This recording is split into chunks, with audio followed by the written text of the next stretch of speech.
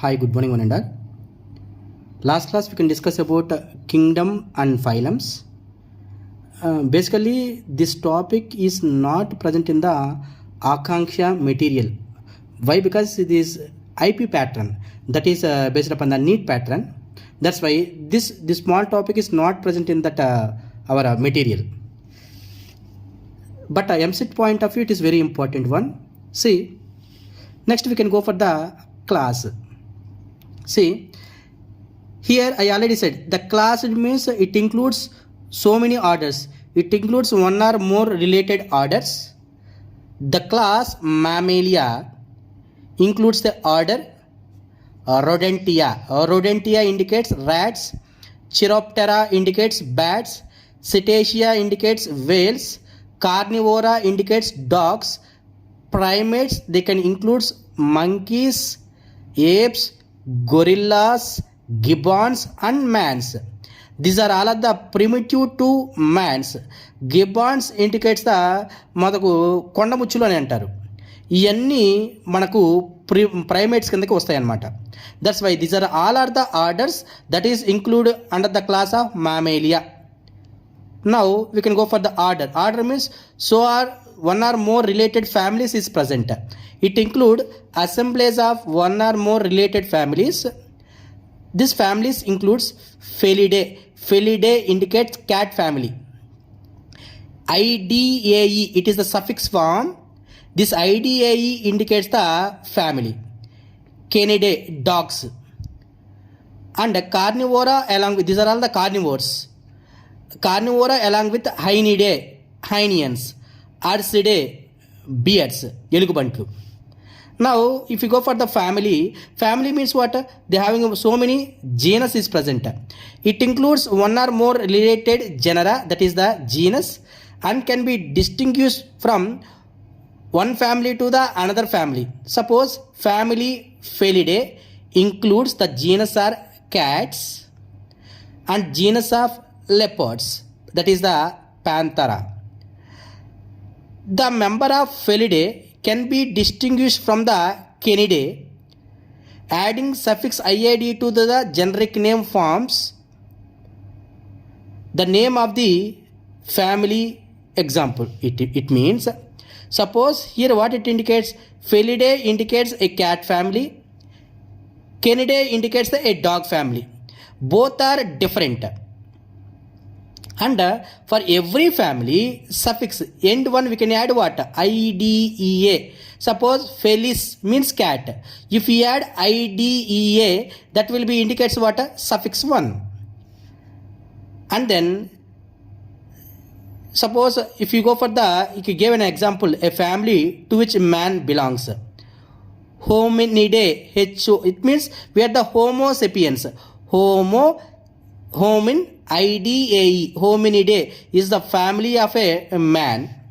And if you go for the name of subfamilies, adding a suffix INAE. Suppose keep in mind, if you write a family, the suffix is the IDAE.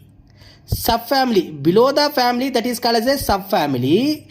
We at that time we can write as a INAE. That's why we can write a subfamily of a man is the Homininae. That is the Hominidae. This is the Homininae.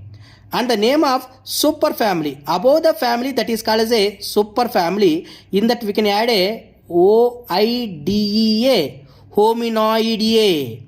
Hominidae is in a family. Homininae is in a subfamily. Hominoideae is the superfamily for every organisms. And then genus. The group of species is known as a genus. That's why it is a group of related species resembling with one another in certain characters. Suppose if you go for the Panthera, Panthera leo is indicates the lion. Leo, Leo, Leo. And Panthera tigris, that is the tiger, and Panthera pardus, leopard, belongs to the genus Panthera. That's why here the genus is same, but the species will be different. This is the lion, this is the tiger, this is the leopard.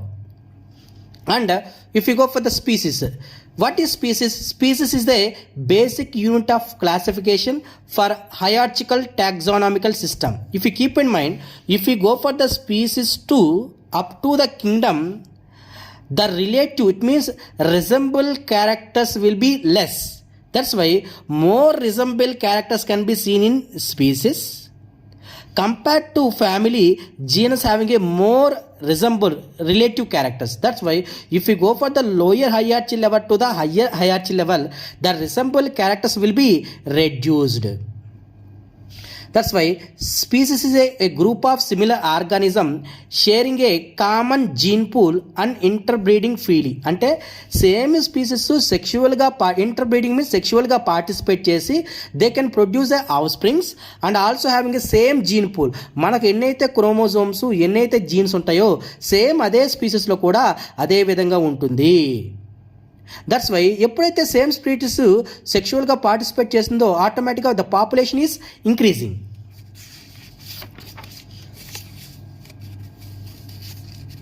See, a species may include subspecies. The subspecies is maybe geographical isolated population of species which shows some minor variation from the parent population but are capable of interbreeding within the individuals of other species of the same species. Subspecies are probably new species in the making. It means suppose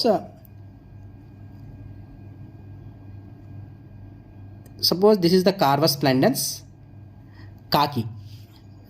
Now this Carvus splendens migrated to different geographical area. అంటే ఇండియా నుంచి పాకిస్తాన్కి, శ్రీలంకకి, ఇంకా వేరే దగ్గరికి migrate అయిపోయినాయి. When it is migrated to the different geographical areas due to this environmental condition some minor variation is takes place and form a sub species. నేను ఒక చిన్న ఎగ్జాంపుల్ చెప్తాను.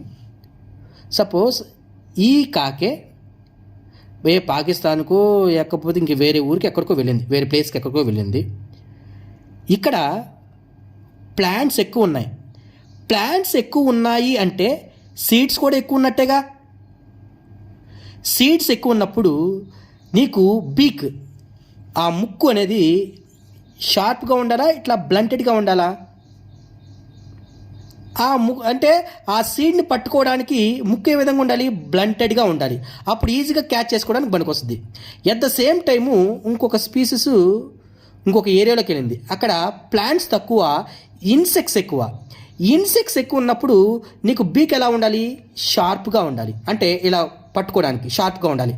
అంటే the same species enter into different geographical areas, some minor variations is takes place and form a subspecies and they can be interbreed and they can produce a offsprings. That is called as a subspecies.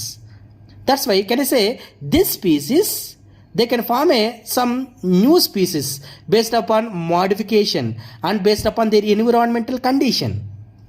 For example, the scientific name of crow is Carvus splendens. Geographically, the crows present in India, Pakistan, Myanmar and in Sri Lanka are isolated and evolved into the different subspecies. Carvus splendens is the subspecies in India and Pakistan, and Carvus splendens insolens is the subspecies in the Myanmar. Carvus splendens protegatus is the subspecies in the Sri Lanka. It means ఈ names అన్ని ఖచ్చితంగా మీరు by heart చేయాల్సిందే, learning కాదు ఇవన్నీ. మనకు ఇప్పుడు చెప్పిన రొడెంటియా, ర్యాట్స్, చిరోప్టెరా, సిటేషియా ఇవన్నీ మనకు బేసికల్గా మీరు మగ్గప్ చేయాల్సిందే, అంటే మెమొరీ ద్వారా గుర్తుపెట్టుకోవాల్సిందే కానీ లర్నింగ్ ద్వారా కాదు ఇది. దట్స్ వై మీరు ఎన్ని గుర్తుపెట్టుకోండి. Corvus splendens is the subspecies in India and Pakistan. Corvus splendens insolens is the subspecies in the Myanmar. Carvus splendens protegatus is the subspecies in the Sri Lanka. Now we can give the name, nomenclature. See, it is estimated that the number of species known and described range between 1.7 to 1.8 millions. అంటే మన వరల్డ్లో ఎన్ని millions of స్పీసీస్కి మనము naming ఇచ్చాం, that is the నామన్క్లేచర్ ఇచ్చామంటే 1.7 to 1.8 millions. And if they are called by the local names, that is called as a region names or also called as a vernacular names. ఇప్పుడు maybe మనం ఇంగ్లీష్లో water అంటాము, నీళ్ళు అంటాము, పానీ అంటాము. అంటే ఒక్కొక్క రీజియన్లో ఒక్కొక్కలాగా ఉంటుంది. బట్ యూనివర్సల్గా మనం పిలిచేది ఏంటంటే H2O ఆర్ వాటర్. అంటే మన వరల్డ్ మొత్తము ఒక నేమ్తో పలికితే that will be indicates the nomenclature, that is indicates the scientific name. Vernacular names, regional names అంటే ఆ పర్టికులర్ లొకేషన్స్లో ఉండే నేమ్స్ని మనం ఏమంటాం అంటే వెర్నాకులర్ నేమ్స్ అని అంటాం. సపోజ్ ఒక ఏరియాలో మన ఆనియన్ని ఉల్లిపాయ అంటాం, ఇంకొక ఏరియాలో ఎర్రగడ్డ అంటాం. అంటే ఒక్కొక్క ఏరియాలో మారితే దాన్ని మనం ఏమంటాం అంటే వెర్నాకులర్ నేమ్స్ అంటాం. టోటల్గా ఉండే దాన్ని మనం ఏమంటాం అంటే scientific names అని అంటాం. Now how you can give the scientific names? That is binomial nomenclature. The term binomial nomenclature is popularized by Carolus Linnaeus is the popularized the binomial nomenclature. This binomial nomenclature word he can used in his book Systema Naturae, in which edition? 10th edition. In 10th edition of his book Systema Naturae, he can use a name binomial nomenclature. Bino indicates two. See here,